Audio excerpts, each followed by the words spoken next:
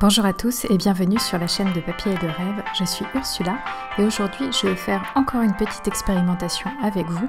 Je vais essayer de coupler l'aquarelle et la gouache, dans le sens où je vais faire un fond d'abord à l'aquarelle et ensuite je vais continuer mon image avec de la gouache. Et pour réaliser cette expérimentation, j'ai choisi un sujet que je connais relativement bien et que j'aime bien travailler, les jonquilles. En plus, c'est un sujet qui est presque de saison puisque ce sont des fleurs du printemps.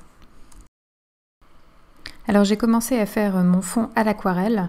J'ai utilisé du bleu d'Indentrène, de l'or rouge aussi, et aussi un peu de violet de cobalt pour obtenir des teintes un petit peu plus chaudes à certains endroits. Et en plus le violet de cobalt complète plutôt bien l'or rouge aussi et les tons de vert. Donc il vient amener des teintes neutres dans mon arrière-plan, ce qui m'intéresse pour casser un petit peu les couleurs et faire apparaître celles qui sont un peu plus pures, plus brillantes. Et je travaille vraiment beaucoup dans l'humide, tout est très très flou, il n'y a aucun détail. J'essaie tout de même de garder quelques zones un petit peu plus claires en épongeant les pigments avec mon pinceau plutôt sec. En fait, j'essore mon pinceau et je viens l'appliquer sur les zones où je veux garder un petit peu plus de clarté, ce qui fait que mon pinceau va absorber les pigments et rendre la zone où je suis passée un tout petit peu plus claire. Et j'essaye aussi de me débarrasser de tous les restes de zones blanches où il n'y a eu absolument ni eau ni peinture dessus pour avoir vraiment un fond très uniforme et très très flou du coup. Et juste pour terminer cet arrière-plan, je vais ajouter un petit peu de sel à certains endroits pour donner un petit peu de texture et qu'on ait vraiment cette impression d'aquarelle pour l'arrière-plan. Et je vais laisser sécher cette couche complètement pour bien avoir les effets du sel et avant d'appliquer la gouache. Et comme vous pouvez le voir, j'ai eu un petit problème en enregistrement la vidéo et j'ai raté le début de mon travail à la gouache sur les jonquilles. Mais c'est pas grave, j'ai fait tout simplement un premier aplat avec du blanc pour bien former mes fleurs sur mon fond de couleur et j'ai commencé à intégrer le jaune de mes jonquilles au centre. Donc il n'y a rien de très compliqué et de toute façon je refais exactement le même travail en plusieurs couches pour bien avoir des blancs bien présents et construire en fait mes couches de couleur à la gouache pour qu'elles soient toutes bien brillantes et présentes.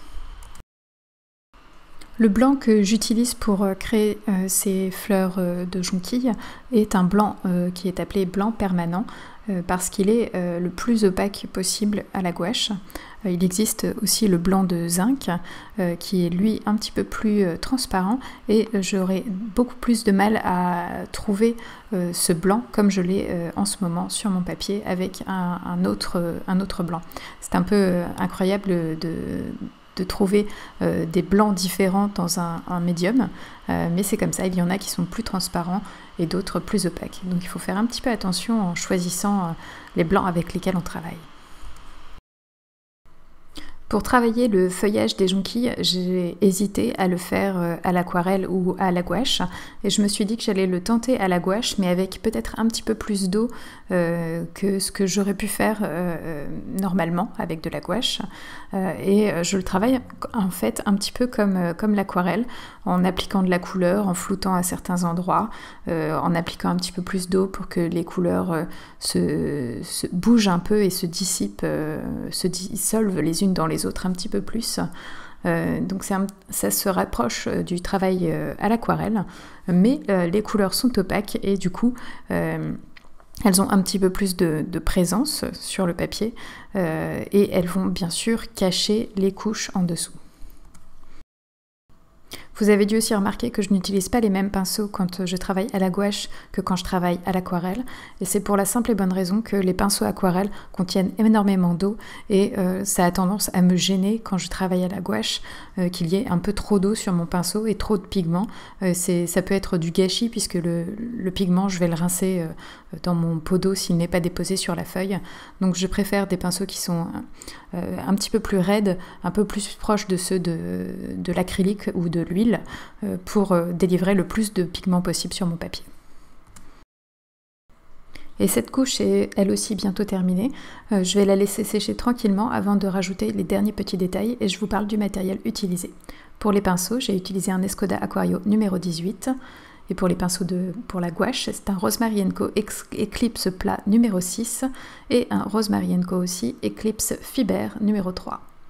Pour les couleurs à l'aquarelle, j'ai utilisé du violet de cobalt, du bleu dinde d'entraîne, de l'or rouge aussi. Et pour la gouache, j'ai utilisé de la terre de sienne naturelle, du jaune citron, du jaune sans cadmium, du rouge Winsor, du magenta Kinakirden, du bleu outre-mer et du blanc permanent. Ce sont toutes des couleurs Winsor & Newton de la gamme Designer Gouache.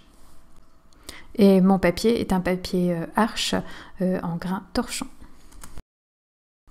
Ma liste de couleurs à la gouache peut paraître un petit peu longue et c'est vrai que j'ai tendance à utiliser beaucoup plus de couleurs à la gouache qu'à l'aquarelle, mais vous pouvez totalement vous limiter à un jaune, un rouge, un bleu pour cette aquarelle et bien sûr du blanc et cette aquarelle, cette gouache plutôt, et ça fonctionnera aussi très très bien.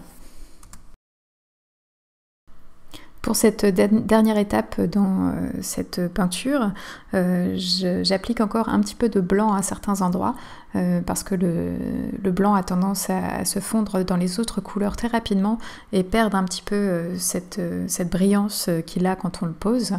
Donc je n'hésite pas à rajouter des couches de blanc au fur et à mesure pour bien avoir les zones blanches que je souhaite.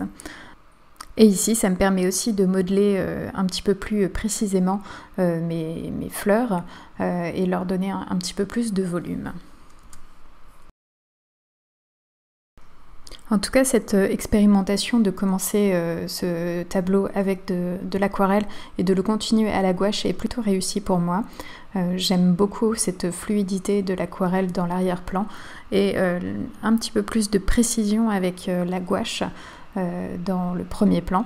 Et je pense que c'est quelque chose que je n'hésiterai pas à réutiliser parce que c'est intéressant à travailler et ça me permet de créer des arrière-plans très facilement à la gouache, ce qui est à l'aquarelle, mais pour ma gouache, ce qui est plus difficile, c'est beaucoup plus difficile de créer, je trouve, des arrière-plans flous à la gouache, et donc les faire à l'aquarelle serait beaucoup plus facile et efficace pour moi.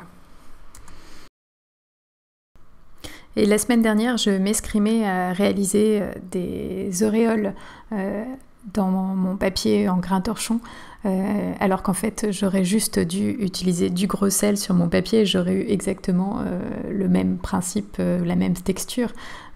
C'est d'ailleurs ce que vous pouvez voir en haut de ma feuille. Le sel a été très très fort sur cette zone. Il a repoussé les pigments de manière assez impressionnante et on a presque le même effet que l'effet que je recherchais en créant des auréoles. Donc c'est peut-être à retenir et à réutiliser pour une prochaine fois. Cette expérience de mélanger aquarelle et gouache a vraiment été très réussie et je sais que je vais réutiliser ce principe plus tard. Ça me permet d'avoir beaucoup plus de possibilités et de travailler aussi un petit peu plus rapidement, de faire donc tous ces fonds à l'aquarelle. Et peut-être que j'aurais pu ajouter encore une couche d'aquarelle pour densifier un petit peu l'arrière-plan qui, comme vous le savez, l'aquarelle sèche un petit peu plus clair que quand on le pose et du coup mon arrière-plan manque peut-être d'un petit peu de densité. Mais ça reste une très belle réussite tout de même et je suis très très contente de ce tableau et j'espère pouvoir vous en proposer d'autres très vite.